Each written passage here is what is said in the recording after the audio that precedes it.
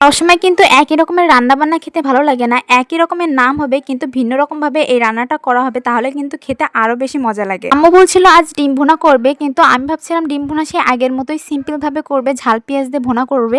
কিন্তু আজকে দেখলাম যে না, এটা ভিন্নভাবে রান্না করছে, তাই আমিও তো ক্যামেরাটা নিয়ে চলে আসলাম ভিডিও করার জন্য। নিয়ে আমি চলে আসলাম রান্নাঘরে আর ভিডিও করছি। এখানে একটু আম্মুর সাহায্য করে দিচ্ছি কাজে। এখানে ডিমগুলো বললো ছিলে দিতে, তাই ডিমগুলো সুন্দর করে ছিলে দিচ্ছি।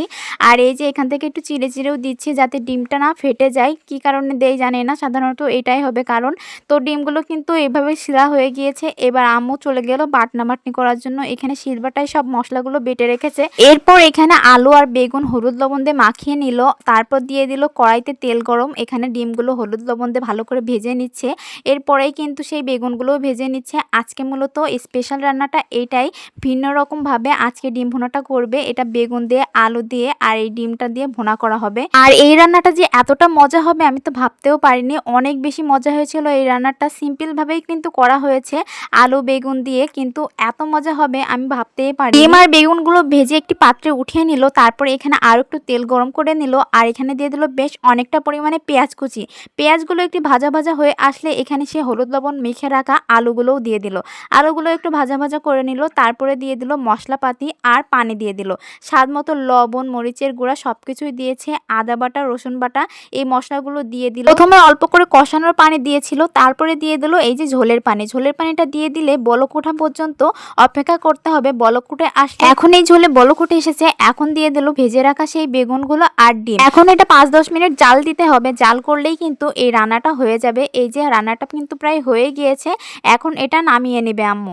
এই যে এখানে নামিয়ে নিচ্ছি। ভিন্ন রকমের এই ডিম ভুনাটা কিন্তু খেতে অনেক বেশি মজা ছিল। বেগুনটা একদম পুরো গলে গিয়েছিল আর এটা ভাত দিয়ে মাখিয়ে খেতে কিন্তু অনেক বেশি ভালো লাগছিল। এরপর রান্না করা হবে পালং শাক, যার জন্য এখানে তেলটা গরম করে নিল। তেল গরম করার পরে এখানে বেশ অনেকটা পরিমাণে পেঁয়াজ কুচি দিয়ে দিল, তারপরে এখানে হলুদ লবণ দিয়ে দিল পরিমাণ মতো। এখন দিয়ে দিল সেই পালং শাকগুলো, আর এই পালং শাকটা ধনিয়া পাতা দিয়ে রান্না করা হবে। পালং শাকটা সেদ্ধ হওয়ার জন্য এখানে পরিমাণ মতো হালকা করে একটু পানি দিয়ে দিল যাতে পালং শাকটা ভালোভাবে সেদ্ধ হয়ে যায়। এখন দিয়ে দিল পালং শাক রান্না করার জন্য যে মশলা লাগে সেই মশলাটা বেটে দিয়ে দিল। আমি জানি না আসলে কি মশলা দিয়েছে, কারণ এত তাড়াতাড়ি যে আমার রান্না বান্না করে কখন কি দেয় আমার মাথায় ঢোকে না, এই জন্য ডিটেলসে কিছু বলতে পারছি না। এরপরে দিয়ে দিল মাছ দিয়ে মূলত এই পালং শাকটা রান্না করা হবে। এখানে কেটে রাখা ধনিয়া পাতাগুলো আম্মু দিয়ে দিয়েছে। এবার এটা 5-10 মিনিট মতো জাল করলেই রান্নাটা হয়ে যাবে।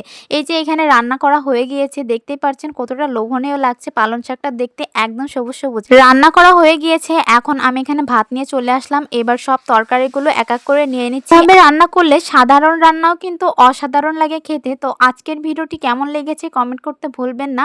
ভিডিওটি ভালো লাগলে লাইক, কমেন্ট, শেয়ার করে